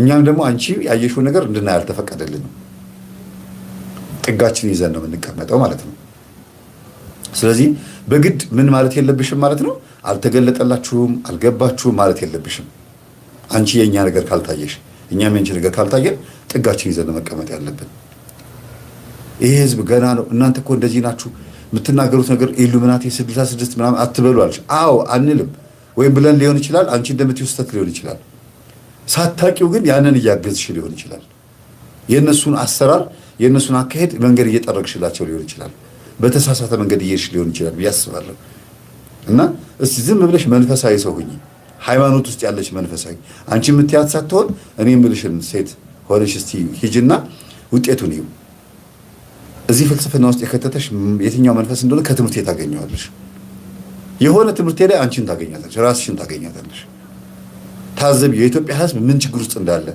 አንቺ እንደምትዩ ገና አልነቃም ፈዟል ደንዟል እንደምትዩ አዎ ልክ ነው ግን በምንድን ነው የፈዘዘው ነው በምንድን ነው የደነዘዘው ነው ማን ያፈዘዘው ሂፕኖሲሱ ከየት ነው የመጣው ሂፕኖታይዝ ያደረገው ማን ነው ማይንድ ኮንትሮል ብሬኖሽ ያደረገው ማን ነው ይሄን ነገር በደንብ አድርገሽ ልታውቂልኝ እንድታጣሪ ይፈልጋለሁ ጋብዤሻለሁ ወደ ትምህርቴ ማለት ነው አንድ ቀን እንደምንወያይ ተስፋ አደርጋለሁ ግን በደንብ አዳምጠሽ ነው ምንም ሳትሰሚው መሆን የለበት እኔ አንቺን በደንብ ሰምቼሽ ስለሆነ የመጣሁት ማለት ነው እንቀጥል ልክ ግን ከቆረቡ በኋላ የቆራቢ ሰው ህይወት ምን እንደሚመስል አሰባችሁታል በደንብ አዳምጧት እሺ ቁም ነገር ነው የምታወራው ታችን ስጋውን የበላ ደሙንም የጠጣ የዘላለም ህይወትን ያገኛል ነገር ግን በዚህ ምድር በምን ይገለጣል ጥቅማቸው ትርፋቸውስ ምንድነው አሰባችሁታል በዚህ ቪዲዮ ማጋራችሁ በኦርቶዶክስ ቤተ እምነት ውስጥ ያሉ አማኞች ከቁርባን በኋላ ያጋጠማቸውን ክስተት ነው በእምነትና በንስሐ በኑዛዜ ውስጥ ሆኖ ስጋ ደሙን የተቀበሉ ሰዎች ሁሌ የሚሏት አንድ ቃል አለች ስጋው ደሙን እንደተቀበሉ a deep sense of peace ወይም ደግሞ ጥልቅ የሆነ የሰላም ስሜት ይሰማኛል ይላሉ ጭንቀት ድምፅ ረብሻ የህይወት ጫና ሸክም ኮሽኮሽታ ጫጫታ ጸጥ አለ ነው የሚሉት ሻሎም ይሉታል በሂብሪው አማርኛ ቋንቋ ፈቺው ሙሉነት ሰላምና ደህንነት ይሰማናል ይላሉ ታዲያ ግጭት ሳይኖር ቀርቶ ሳይሆን ሁሉም ነገር በፈጣሪ ዘንድ ትክክል ነው እና ፈጣሪ ሁሉም ላይ ምክንያት አለው ብሎ የማመን አዎንታዊ የሆነ ስሜት ውስጥ ይገባል ማለት ነው ያሰው በሁለተኛ ደረጃ የንጽህናና የመማር የይቅርታ ስሜት አላቸው በንስሐ ውስጥ ሆኖ ኃጢአታቸውን ሙሉ ዘርግፈው ራስን በመመርመር በመናዘዝ የፈጣሪ ይቅርታን ማህተም በስጋው ደግሞ በማግኘት ከኃጢአት ከጥፋተኝነት ክብደት ወይም ስሜት የመታጠብና እንደገና የመጀመር ስሜት ወይም የህይወት ሪስታርት በተን የመንካትን ስሜት ይጎናጸፉታል። በሶስተኛ ደረጃ ለፈጣሪ የመቅረብ ስሜት ክራይስት ኢንሚ ወይም ክርስቶስ በእኔ ውስጥ ነው የሚለውን ቴዎሎጂ ኮንሰፕት ያልፍና ክርስቶስ የሚኖር የህይወት ልምምድ ይሆናል ማለት ነው። ይሄ ማለት በጨለማ ብቻውን እንደማይጓዝ ሰው ሁልጊዜም ከነሱ ጋር ፈጣሪ እንዳለ የሚያምኑ ናቸው። ይህ ንስሐና የቅዱስ ቁርባን ልምምድ ወዴት ያመራል? በቆረቡ አይኖች ዓለምን ማየት ወደ ማየት ያደርሳል። ይሄ ምን ማለት ነው? የዓለም አተያየት ይለወጣል። እግዚአብሔርን በሁሉም ክስተት ውስጥ ማየት ይጀመራል፣ በፈጠረው ፍጥረት ውስጥ፣ በሰው ውስጥ። ይሄ ደግሞ ምን ያመጣል? አመስጋኝነትን፣ ሰው ወዳጅነትን፣ የክርስቶስ መስዋዕትነትን መቅመስ ይጀመራል ማለት ነው። በፊት ትልቅ ይመስሉ የነበሩ ውሳኔዎች፣ ርዕሶች፣ አንገብጋቢ የሆኑ ጉዳዮች በሙሉ ይቀላሉ። በምትኩ ፍቅር፣ ጸጋ፣ አገልግሎት እየጨመረ ይሄዳል። ታዲያ በእነዚህ ሰዎች ህይወት ውስጥ አንዳንድ ምልክቶች መታየት ይጀምራል። ኖሮ የማያውቅ ታጋሽነት፣ ቀናነት፣ አስታራቂነት፣ ሰላም ይታይባቸዋል። ታዲያ የተቀበሉት ጸጋ ለቤተሰብ፣ ለጎረቤት፣ ለጓደኛ አካባቢያቸውን ሁሉ በደስታ የመሙላት አቅም አለው። በእውነተኛ ቆራቢዎችና አማኞች ዘንድ ታዲያ ልብና አእምሮ በንቃተ ህሊና ይጠበቃል። ይሄ ማለት ሐሜት፣ ጭካኔ፣ ዝሙት፣ ሌላ ካሉበት ጸጋ የሚያጎድፋቸው የሚያቆሽሻቸው ከሆነ ከክርስቶስ ማደሪያነት የሚያስወጣቸው ከሆነ ይጨነቃሉ፣ ይጸጸታሉ፣ ይመለሳሉ፣ ይወድቃሉ። አይሳሳቱም ማለት አይደለም፣ ይወድቃሉ። ግን ሁሌ በንስሐ ውስጥ ስለሚሆኑ ሁልጊዜ እንደሚጠረግ ቤት ያበራሉ፣ እያደር ይጣፍጣሉ። እነሱ ሰዎች ባሉበት ቦታ ሁሉ በረከት ይሆናል። አስቡት፣ የፈጣሪን ፍቅር መዳሰስ የሚቻልበት ብቸኛ መገለጫው ቁርባን። የፍቅር ስሜትን የፈጠረ ፍቅር ራሱ ስሜቱን የፈጠረ ባለቤቱን የቀመሰ ሰው እርቅ፣ በጎነት፣ ለማገልገል ፈቃደኝነትና መሰጠት ይታይበታል። ታዲያ በጊዜ ሂደት በልምምድ ብዛት አጥፍቶ በመመለስ ግን በመጣጣር እነኚህ ሰዎች ምን መምሰል ይጀምራሉ? ክርስቶስን መምሰል ይጀምራሉ ማለት ነው። ተራማጅ መቅደስ መሆን ይጀምራሉ ማለት ነው። የመንፈስ ፍሬ የሆነው ፍቅር፣ ደስታ፣ ሰላም፣ ትዕግስት፣ ቸርነት፣ በጎነት፣ ታማኝነት፣ የዋህነት፣ ራስን መግዛት ገላትያ ላይ እንደተጻፈው በባህሪያቸው የበለጠ መታየት ይጀምራል። እያደር ታዲያ ላያቸው ላይ ልዩ ምልክት ይወጣል። ምን የሚባል ጽናት። በመከራ ውስጥ የጸኑ ይሆናሉ። በህመም፣ በሀዘን፣ በችግር ጊዜ ብቻቸውን እንዳልሆኑ ክርስቶስ ከእነርሱ ጋር እንዳለ ለእነርሱ እንደተሰቃየ ከራሳቸው በላይ የብርታት ምንጭ እንዳላቸው ያስተውላሉ ማለት ነው። በዚህ አልበቃም፣ እኛነትም ይገባቸዋል። የጋራ ተግባር የሆነው ቁርባን ታዲያ አማኙ፣ ቤተክርስቲያኑ፣ ቤተሰብ፣ የሃይማኖት አባት ብዙዎች ባሉበት በህብረት ስለሚደረግ ለሁሉም ፍቅር እንዲኖራቸው ያደርጋል። አሁን አካላዊና መንፈሳዊ ማንነት መሀል ያለውን ክፍተት ምን ያደርጋል? ቁርባኑ ይዘጋል። ይህን ስላችሁ ታዲያ አስማት አይደለም፣ በአንድ ጀንበር አይቀየሩ። እያደር ግን በሰላም፣ በበለጠ ፍቅር፣ በበለጠ ዓላማ እየተገለጡ እየበሩ ይሄዳሉ። ለምን ነበር ይሄን ርዕስ የጀመርኩት? ሚስጥር ነው። ሚስጥር ለማንም እንዳትናገሩ፣ ለራሳችሁ ሲባርኩት ሰላሙ ነው። የሰው ማኛ ነው ስማ፣ እርግጠኛ አይደለሁም። ማን ነበር? እስቲ ስሟን አምጡልኝ። ይቅርታ፣ ማን ማኛ ነበር የምትባለው? እህታችንን እናመሰግናለን። በዚህ አጋጣሚ አንድም ኮስሞቲክስ ነገር ፊቷ ላይ ሳይታይባት ንጹህ ፊት ይዛ የቤት እመቤት ሆና፣ ልጆቿ ትልልቆች ናቸው። አንድ ጊዜ አይቻለሁ ልጆቿን ሳይ በጣም ነው እናትነቷን ያከበርኩት።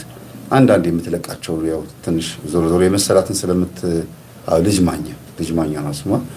የመሰላትን ስትናገር ያው የመሰላትን ስለምትናገረው እንደ ዶግማ እንደ ህግ አንይዘውም። ይሄ እሷ ቪው ፖይንት የሷ ጥግ ነው ብለን እናልፈዋለን። ግን እዚህ የተናገረችው ነገር ውስጥ አንድ የምናወጣውን ከሌለም እንዳለ ሙሉ በሙሉ ትክክል ናት። ካቀራረብ፣ ከፍጥነቷ፣ ካገላለጿ ሁሉ ነገር አሪፍ ነው። በዛ ላይ ደግሞ ለማጣቀስ ያመጣችበት መንገድ በጣም ምርጥ ነው። የምመኝላት ቆራቢ ካልሆነች ቆርባ ይሄን የተባለውን በሙሉ በህይወት እንድታየው፣ ቆራቢ ከሆነች ደግሞ በረከቷ አይደርብን የልጆቿን እሷ የምትቆርብ ከሆነ በአጠቃላይ በእውነት በትክክል እየኖረች ያለችውን የጻፈችልን ብለን እናስባለን። ግን እሷ ካነሳችው ሀሳብ ውስጥ የበለጠ ማጠናከር የምፈልጋቸው ነገሮች አሉ። ቅዱስ ቁርባን ያረጋጋል። ሁሌ ነው የምናገረው አይደል? ቅዱስ ቁርባን ቅዥቅዥ ያለን ሰው ልጆቻችንም ቢሆኑ እኛም አጠቃላይ የሆነ ስክን ያለ የተረጋጋ ትዕግስተኛ ነው የሚሆኑት የሚባለው ነገር ትክክል ነው። ያየሁት ነገር ነው። ቆራቢ ናቸው የሚባሉ ሰዎችን በአጠቃላይ እየተዘዋወርኩ ያየሁበት እድል አለ። እኔም በዚህ ነው የምታወቀው፣ በማስቆረብና በዚሁ ይሄን አገልግሎት በመስጠት ነው የምታወቀውና የእውነት ነው። ሲንቀዠቀዡ ማቃቸው በዝሙትም ይሁን በገንዘብ በመጣላትም በመደንፋትም በየትኛውም አይነት ጸባይ በጣም የሚንቀዠቀዡና የሚንበለበሉ ሰዎች ከቆረቡ በኋላ ያለው ወራት አመታት ዝም ብዬ ሳያቸው መጥቶ ክርስቶስ እላያቸው ላይ በቃ የለበሱት ነው የሚመስሉት። በቃ በእውነት ደግሞም ነው እና የእግዚአብሔር መንፈስ ሁላችንን የሚጎብኘን መንፈስ ቅዱስ ሁላችንን የሚጎብኘን። በጣም አሪፍ ነገር የተናገረችው ይሄን ሐሳብ እንደ ምርቃት ነው ያልኩላችሁ ከማቀርበው ፕሮግራም ውስጥ እንደዚህ አይነት አገላለጽ ያላቸው ሐሳቦችን በሰማንበት ጆሮአችን ቀጥሎ ደግሞ ያለውን ስትሰሙ ትገረማላችሁ። አባት ብዙዎች ባሉበት በህብረት ስለሚደረግ አይደለም በአንድ ጀንበር ድረስ የጀመርኩት ሚስጥር ነው። ሚስጥር ለማንም እንዳትናገሩ፣ ለራሳችሁ ሲባርኩት ሰላሙ ነው። ጸበል ቢሄድ ሐራም ይሆናል ወይ? ወደ ጠበል ምናምን ከመሄድ መዘዙ እኮ ዓለም ያለው መዘዝም ብዙ ስለሚሆን ከዚህ ከጠበል ጋር የሚያያዝ ሙስሊሞች ናቸው። ሙስሊም አማኞች ሲታመሙ ጸበል መሄድ አለባቸው ወይ ብለው እርስ በርስ እየተማማሩ ነው። ሙስሊሞች ጋዜጠኞች እየተጠያየቁ ነው እና ሲስሟቸው ያንን ትቶ ደህና ሰዎችን ይፈልጉ አሉ። አሁንም አሉ። ከአዲስ አበባ ወጥቶ ሊፈልጋቸው ይችላል። እዚሁ ከተማ ውስጥ የት እንዳለ አላወቅንም። እንግዲህ ጠያቂያችን የተለያዩ አካባቢዎች ላይ ብቻ በደንብ ያጠራና ደህና ሰዎችን ፈልጎ ይሄድ። ኢንሻአላህ እህታችንም ሴትም ከሆነች እንደዚሁ ትሄድ፣ ሸርጡን ጠብቃ ኢንሻአላህ ዒላጅን ታገኛለች። አሁን እያወራን ያለነው እዛ ጸበል ከሚባለው ቦታ ላይ በተፈጥሮ መድኃኒት ሆነው የተገኙ የተረጋገጡ ከሆነ እዛ ቦታ ያለውን ውሃ ለመጠቀም ያንን መጠቀም ምንም ችግር እንደሌለበት ብቻውን ከሆነ ማለት ነው። ነገር ግን እነሱ ሌሎቹ የሚያስከትሉበት ወይ መስቀል ወይ የሆነ ነገር ሊያስከትሉበት ይችላሉ። ይሄ ሲሆን እንዲህ ነው የሚሆነው። አሁን አንድ ሰው ለምሳሌ ቢሄድ ወደዛ የሄደው ግን ያንን ውሃ ፈልጎ ነው የሄደው ወደዛ ሄደው ከዛ በኋላ እየታጠበ እያለው መስቀል መቶት ወይ አላውቅም ምን እንደሚደረግ ስለማላውቀው ማለት ነው። ምንድን ነው የሚሆነው ዶክተር? በእኛ በኩል ያው መጀመሪያ ዓለም ሄዱ የመጀመሪያ ጉዳይ ነው። ተከሰተና ሄደ የሆነ ሰው ምናልባት በእነሱ ውሃ የፈለቀበት ቦታ ሄደው ከበው ሊሆን ይችላል። የሆነ ነገር ይዘው ሊሆን ይችላል። ደዋእነት ያላቸው ጠቃሚ የሆኑ ውሃዎችን አላህ ከመሬት ያፈልቃል። ኸልቁላህ ነው። እነሱ ላይ ድንጋይ ካቡበት አልካቡበት፣ በመስቀል ወረሩት አልወረሩት እሱ የሚያመጣው ለውጥ የለም እዛ ጋር። እና ላቋርጠው የፈለኩት ምን መሰላችሁ? እዚህ ጋር ጽሁፉ ምን ይላል? ጸበሉን እሺ መስቀሉን ግን እምቢ ብለው ነው ቪዲዮን ፖስት ያደረጉት። ኦርቶዶክሳውያን ይሆናሉ ብዬ አስባለሁ። በእርግጥ ይሄን ቪዲዮ ፖስት ያደረጉት እስቲ አስባችኋል? ሙስሊሞች ጸበል አገኘን ወይ የተቀደሰ የተባረከው አገኘን ብለው ከመሬት ምንጭ ከበው ምናምን የሚጠመቁበት ቦታ አላቸው የላቸውም አይደል? እኛ ነን ጸበልን የምናገኘው። የፈለቀም ውሃ ካለ ተፈጥሯዊ ውሃ ነው አላህ የሰጠን ውሃ ነው ካሉም እነሱ ከበውት ሲጠመቁበት አላየንም። የምናገኘው እኛ ከሆነ የጠቆመን ለኛ ነው፣ እግዚአብሔር ነው ማለት የጠቆመን። እግዚአብሔር ለኛ በጠቆመን እነሱ መጥተው ሲጠመቁ መስቀሉን አንፈልግም ካሉ ቅዱስ የሆነውን ውሃ የሚያሳየው ለኛ ነው፣ እኛ ነን በቃ የምናገኘው ማለት ነው። ይሄ ማመን አለባቸው አይደል? ይሄን እያሰባችሁ አዳምጡት። የኸለቀው ውሃ ነውና እሱ እዚህ ጋር ውሃ አለ ሄጄ ቀርቼ አምጥቼ እጠጣለሁ ብሎ ካለ ሄዶ ቀርቶ መጠጣቱን ሐራም ነው አንልም፣ ክልክልነት የለውም። ምናልባት በአንድ በኩል ጥንቃቄ ማድረግ ያለበት አንዳንድ ተሽጂዕ የሚሰጡ ነገሮች አሉ። ይሄው ሙስሊሞች እኮ ራሱ ይመጣሉ እንዲህ እየተባለ እነሱ ሞራል የሚሰጣቸው ይሄው እንትና አዳነቸው፣ ኪዳነ ምሕረት አዳነቸው፣ ምናምን አዳነው፣ ሚካኤል እንትና አዳነው፣ ባህታ ምናምን ከሚሉ ለእነሱ በር ላለመክፈት ሌሎች ዒላጆችን መጠቀም ነው። ግን እኔ ውሃዬን ብቻ ወስጄ እሄዳለሁ ካለ ሄደ። እንደነሱ ሳያስብ ሆነ ሳይፈልገው እሱ መልኩ በመስቀል መቶት የእነሱ ወንጀል ነው፣ እሱን አይመለከተውም። ግን እሱ እንደሚያደርጉ ካወቀ እኔ አልፈልግም አልመጣ ማለት አለበት። ጎበዝ ወዴት እየሄድን ነው? ዛሬ ባቡሩ ጉዞውን ቀጥሏል። በሰዎች ሀቅ ሰዎች የኔ ነው ባሉት ተወሰናል ባሉት ጉዳያቸው ላይ ተኪዶ እዚህ ጋር ጥያቄ ማንሳት አግባብ ነው ብዬ የማስበው ወደዛ የሚሄዱ ወንድሞችና እህቶችን ማለትም የእስልምና እምነት ተከታዮችን ወደዛ እንዳይሄዱ ምን እናድርግ? አንድ ነገር እንደ እምነታቸው እኛ ጋር ፈውስ አለ ፈውስ የለም የሚለውን ነገር አንስቶ ራሳችን የምንቆጠብበትን የኛ በምንለው ነገር የምንፈወስበትን ነገር ማንሳቱ አንድ ነገር ሆኖ ሳለ ጭራሽ ፈትዋው በጣም የሚያስቀው ማለት ነው። ወደዛ ቦታ ተኪዶ ጸበሉን እሺ መስቀሉን እምቢኝ እንዲሉ ሰዎችን የማበረታታት አይነት ነገር ፈትዋው ማለት ነው እንዴ! እዛ ቦታ ላይ እኮ ጸበል የሚጠቀሙ ሰዎች እኮ ሲጀመር ይሄ ነገር አንደኛ ባጣ የተከደለ ወይም ደግሞ ቤተክርስቲያን እንትን ውስጥ ያለ ነው። የኛ ባሉት እንትኖች የታጠረ ነው። እሱን አጥር አልፈን ገብተን ከስጋችሁ እሺ ከመረቁም ቢያ ባለም እንግዲህ ከአጥንቱ እንትን በሉልኝ ከእንትኑ ጨምሩልኝ የሚባል ነገር አይደለም። መቼም ኖርማል ውሃ ታኪዶ አይደለም የሚቀደሙ የቦኖ ውሃም አይደለም። እንዲህ አይነት ቦታ ላይ እንዳትሄዱ ከኢስላም አኳያ ይሄ ነው ፍርዱ ብሎ መናገር አንድ ነገር ነው። ሂዱ፣ ነገር ግን በጣም ጥንቃቄ አድርጋችሁ ማለት ነው። ሱብሃንአላህ። ሲጀመር እኮ ውሃው እኮ የሚባረከው መጀመሪያ መሰረቱ እኮ መስቀል ነው። በመስቀል እኮ የሚባረከው አይደል? እኛ አካላችንን ነካል አይደለም፣ በመስቀሉ ተመታን አልተመታን አይደለም። ግዴላችሁም ሂዱና ውሃውን ይዛችሁ መጣት ትችላላችሁ መስቀሉ ጋር ንክኪ ሳይኖራችሁ ተብሎ ከተባለ ከስጋው ጾመኛ ነኝ ከመረቁ ስጠኝ። ጥሩ አገላለጽ ነው። እናንተ ጥሩ ነው ያደረጋችሁት። አንዲት እናት ወይም ደግሞ አንድ አባት ፈውስን አስቦበት ሄደ። ሲሄድ ታርጌቱ በምን ተባርኳት ነው? ውሃው አይደለም የኛ አይደለም የነሱ በሆነ ነገር ላይ ከዳነ ስም ተሰጥቶታል አይደለም? ጸበሉ ዞሮ ዞሮ ውሃው አዳነኝ አይደለም የሚለው አይደለም? የተሰጠው ስያሜ ነው የሚቆመው እና ሄዶ ሲያመጣ እሺ መስቀል አልነካው፣ ግን ጀሪካንም ይዞ ይሄድ ምንም ይዞ ይሄድ ባልዲም ይዞ ይሄድ ያመጣው ውሃ ኖርማል ውሃ ነው እንዴ? አይደለም እኮ አይደለም። በመስቀል የተባረከ ነው፣ ስም የተሰጠው ፈውሱ ከአንድ ነገር ጋር የተያያዘ ነው። አመነ አላመነም? አመነ አይደለም። ስለዚህ ያዳነውን ጉዳይ ረስተን ኖርማል ንጹህ ውሃ ነው ወይም ደግሞ እነሱ ስለከለሉት እነሱ ስለባረኩት ተብሎ በሀቃቸው ላይ ሄደን ግርግር መፍጠር የለብንም። በቃ አመኑበት አዳናቸው አንድ ነገር ነው፣ የነሱ ነው።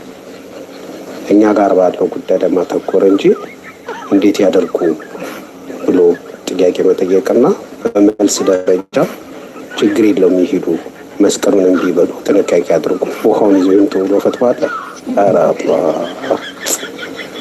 ሱብሃንአላህ። እንደው ሙስሊም ነው አያችሁት መልስ እየመለሰ ያለው ምን አይነት ጉድ ነው የምናየው? ሱብሃንአላህ ወላሂ አጂብ ነው።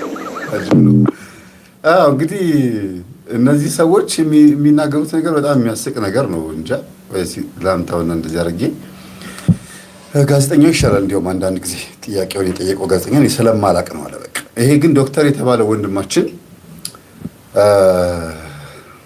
ዶክተር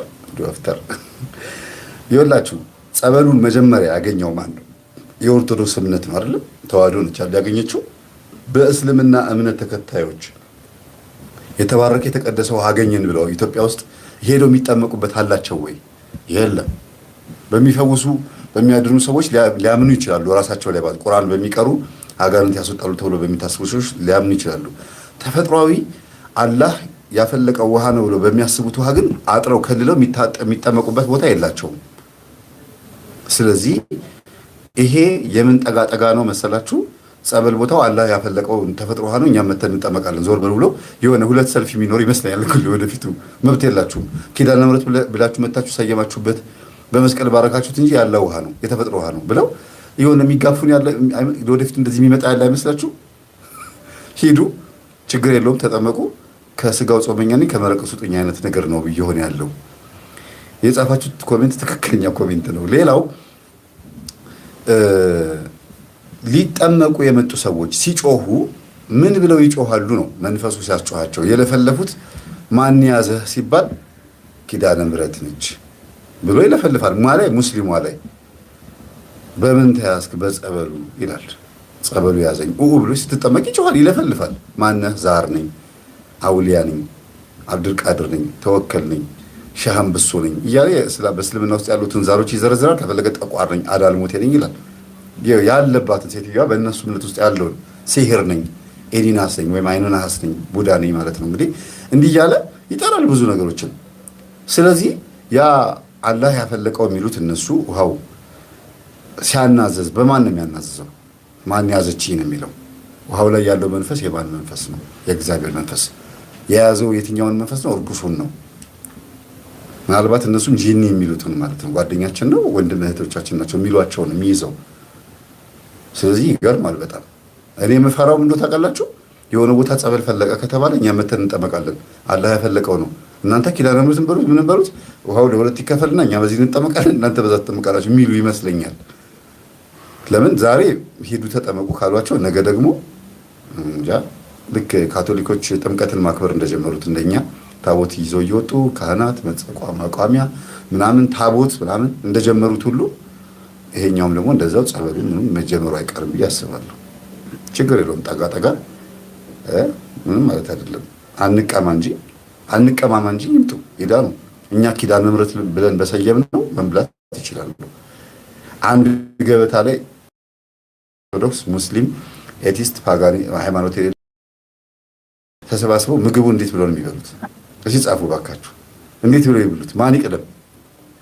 ኦርቶዶክስ ይቅደም ምናምን እንዳትሉ። ምግቡ ግን በማን ነው የሚባረከው? አንድ ገበታ ላይ የቀረቡት። ይሄን ብጽፉልኝ ደስ ይለኛል። ወይ ጉድ! ማን ሰማው ነገር የለም እናንተ።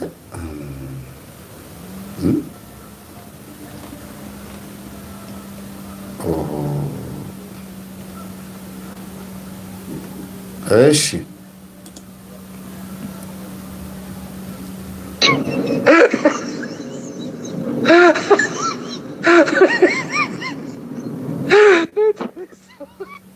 ይሄንን ነገር አይታችሁታል? ገርሞኛል። በጣም ይገርመኝ። ጊንጡ ወይም ስኮርፒዮ ምንድነው የሚባለው? በእናታችሁ ሰውን አምጡልኝ። እንዲህ እያደረገ እየገነጠለ ስጋውን ይበላል። የራሱን ስጋ ይሁን ሌላ የተወረወረበት ግን የሚነፈርቅ የሚንበለበል እሳት ውስጥ እኮ ነው ያለው። እሱ ራሱ እንዲቀቀል ድስት ውስጥ ገብቶ እዛ ቁጭ ብሎ የሚቀቀለውን ስጋ እየበላ አብረው እንግዲህ እዛው ናቸው ያሉት እና አይሞትም እንዴ? በጣም እኮ ነው የሚገርመኝ ይሄ ነገር ሳየው። አይታፈንም፣ አይሞትም። በጣም ያቃጠለ ውሃ ነው፣ እየተንተከተከ ያለ ውሃ ነው እና እንዴት እንደሚበላ ተመልከቱት።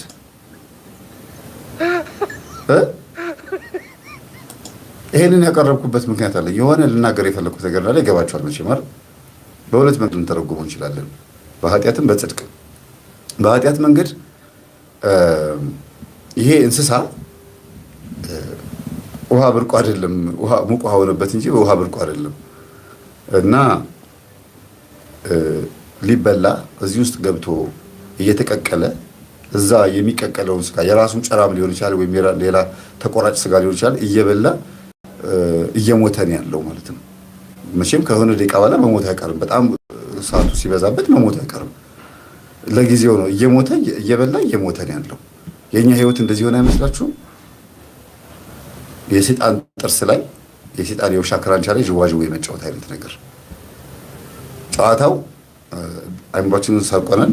የምናያቸው ነገሮች በጣም ብዙ የሚያዝናኑ ነገሮች አሉ። ቴሌቪዥን፣ ሪሞቱ ብዙ አጋንንታዊ የሆኑ ወይም ደግሞ ዓለማዊ ወይም በጣም ሂፕኖታይዝ የሚያደርጉ የሚያፈዙ ኮንትሮል የሚያደርጉ ብዙ ነገሮችን እያየን ነው። ወደ ሞት እየሄድን ግን ዘና እያልን ነው። ጦርነት እንሰማለን፣ መስማት አልፈልግም እንላለን።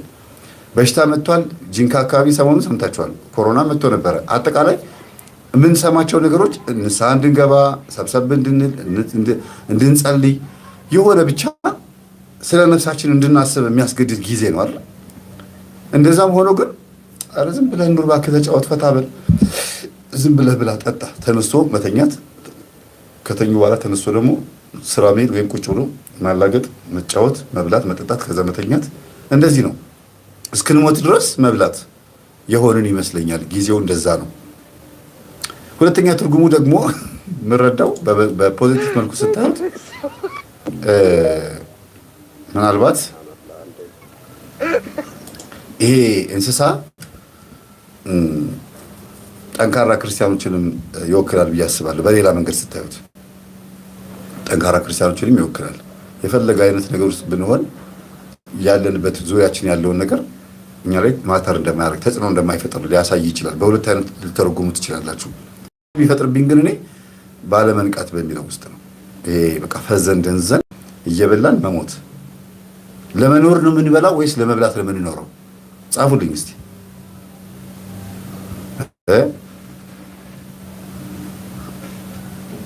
ጻፉልኝ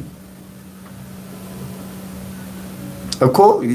ኤአይም ቢሆን ችግር የለውም እኮ እኔ ያልኩት ይሄ ቪዲዮ ያስተምራል እኮ የምላችሁ። ዋናው ኤአይም ቢሆን ሪልም ቢሆን ችግር የለውም፣ ግን ዋናው ይሄ ነገር የሆነ ትርጉም አይሰጥም ወይ ነው እያልኩ ያለሁት። አይዟችሁ እየተሸወድኩኝ አይደለም እንዴ። ዋናው አስተማሪነቱ ነው። ለመኖር ነው የምንበላው ወይስ ለመብላት ነው የምንኖረው? ኮፒ ፔስት አታርገው ወንድሜ።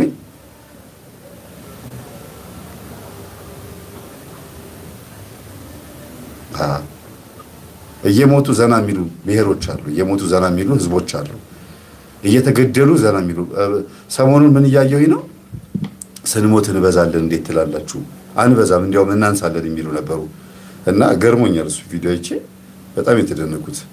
ምን ማለታቸው ነው አልኩኝ። እንዴ የአባቶቻችን ብሂል ነው አባባል ነው አይደል እንዴ? ስንሞት እንበዛለን አትበሉ፣ እንዲያውም አንበዛም።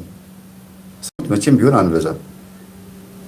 እስቲ ቆይ የሆነ ያየሁት መሰለኝ። ይሆንና ስንሞት እንበዛለን እያሉ ዘምራል። ከሞት ምን ይበዛል? ጅሬ ምን ይበዛል? ሙተ የለ እንደ አይነት የሚያፈዝ አደንግዝ አፍዛል።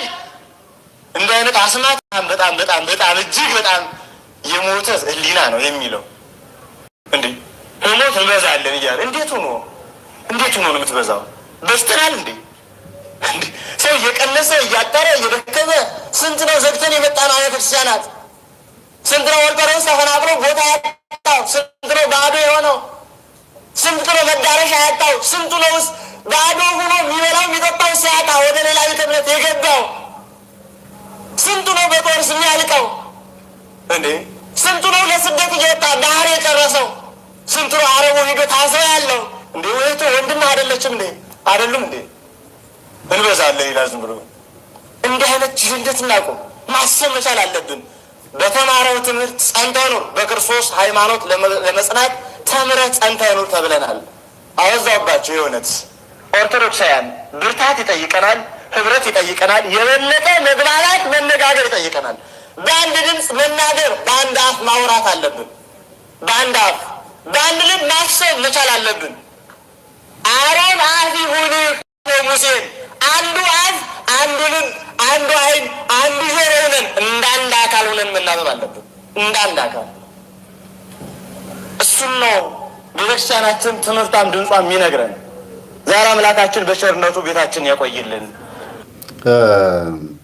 እኛ አባት እየተናገሩ ያሉት ምንድን ነው? እኚህ መምህር ማለት ነው።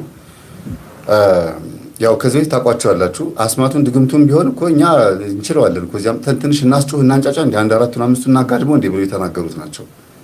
ያው አብነት ትምህርት ቤት ላይ ጥንቆላዋን እቺ አስማቷን ድግምቷን አትጠቅምም እንጂ ተምረናታል ይላሉ። ማንን ለመንቀፍ ነው? የሚያጠምቁ አባቶችን ለመንቀፍ ነው። እናንተም እንደኛ በዚህ በአስማቱ በድግምቱ ነው የምትሰሩት እንጂ ጸጋ አይደለም ለማለት ፈልገው ነው። እና በዚህ የሚታወቁ አባት ናቸው። እዚህ ጋር በእኛ ትምህርት ነው ብላችሁ በሌላ አይደለም። ብዙ ሰው የሚያውቃቸው በዚህ ንግግራቸው ነው። እዚህ ጋር ደግሞ ስንሞት እንበዛለን የሚለው አባባል እሳቸው የተረዱበት መንገድ የተገለጹበት መንገድና ብዙ ሰባኪያንና የመጽሐፍት ጸሐፊያን ሊቃውንት የሚረዱበት መንገድ ይለያያል። እኔ እንደምለው እንደሚገባኝ ከሆነ እሳቸው ከተናገሩት በተቃራኒ ነው የምረዳው። ለምን ማለት ሰማዕታት በክርስቶስ አምነው ጸንተው እና ለዚህ አማልክት ዕጣን አጠን ሰዋ ሲባል አልሰዋም ብሎ ቅዱስ ጊዮርጊስም አባ ኖብም ሌሎችም ሰማዕታት የሚባሉት በአጠቃላይ ከህፃናትም ከአዋቂም የጠቀስኩትና ሲሰውና ሲሰየፉ ይመለከቱ የነበሩት አደባባይ ላይ የነበሩት ህዝቦች በሙሉ ምን ይሉ ነበር? በዚህ ሰው እናምናለን፣ በዚህ ሰው እናምናለን፣ አምላክ ይቅርታ፣ በዚህ ሰው አምላክ እናምናለን ብለው በኢየሱስ ክርስቶስ አምነው እነሱም ይሰየፉ ነበርና 600 ሰማዕታት 700 ሰማዕታት 1000 ሰማዕታት አብረው ተሰየፉ። የእነዚህ ሰማዕታት በዓላቸው በዚህ ቀን ነው የሚከበረው ይላል። እንበዛለን የሚለው ሰማዕትነትን እንጂ መኖርን አይደለም። ሰማዕትነትን ነው ስንሞት እንበዛለን የተባለው። አንድ ሰማዕት ነበር የተሰየፈው። ከዛ በህይወት እዚህ ምድር ላይ ኖርን አልኖርን ይሄ ሰው ያመነውን አምላክ አምነን ለምን አንሞትም? ይሄ ሰው ምን ቢያጓጓው ነው በኢየሱስ ክርስቶስ አምኖ ወደ አምላክ ወደ መሄድ የተመኘው ብለው አምነው ጓጉተው ልክ እንደሱ ይሰየፋሉ። ዘጠናዎቹ ሐራ ሰማዕት የሚባሉ ብዙ ሰማዕታት እኮ አሉ አይደል? በጣም ብዙ ሰማዕታት ተሰይፈው አልፈዋል። ግን አንዱ ሲሰየፍ አይተው አምነው ነው እንዴ ናትና አንዱን ስንሰይፈው ደግሞ ብዙ ይሆናሉ እንዴ ይላል የአሕዛብ ነገስታት፣ አላውያን ነገስታት። ያንን ነው ስንሞት እንበዛለን የተባለው። አንዱ ሰማዕት በሞተው ብዙ ሰማዕታት ይገኛሉ ማለት እንጂ አሁን ካለው ሁኔታ ጋር የሚገናኝ አይደለም። በባህር ሄዶ የሞተው ሲሰደድ ምናምን በየቦታው ከመኪና ናወርድ ተብሎ የተረሸነውን አይደለም። ያ ሌላ ቋንቋ ነው፣ ይሄ ሌላ ቋንቋ ነው የተነገረበት መንገድ። ስለዚህ ከዚች ጊንጥ የምንማማረው ምንድነው? እቺ ስኮርፒዮ ማለት ጊንጥ የምትባለው እንስሳዋን ስሟን አላወኳትም፣ ይቅርታ። ብቻ ዘና ብላ በዚህ በሚቀቀል ውሃ ውስጥ ፈታ ብላ ምናምን እየቆረጠረች እየበላች ነውና አሁን ያለንበትን ዘመን ታሳያለች። በላያችን ላይ ጥይት ፉር ብላ ብታልፍ እንኳን መብላት ማለት ነው። ሞት መጥቶ ድብን እስኪያደርገን ድረስ ንስሐ የለ ምን የለ ዝግጅት የለ ድልዋኔክሙ ንበሩ የሚባለውን ቃላት ማሰብ የለ ምን የለ። ተዘጋጅታችሁ ጠብቁ። ለምን ምናልባት ጂን ተጣጥቦ ምናምን ለቡሌ ለምግብ ሊሆን ይችላል። ተዘጋጅታችሁ ጠብቁ የሚለው ይሄን ይመስለኛል። ሰው የሚረዳበት መንገድ ይሄ ነው እና እግዚአብሔር ይማረን። ጊዜውን የሚዋጅ ቪዲዮ ነው ብዬ ስላሰብኩ ነው ያመጣሁት። ይገርማል በጣም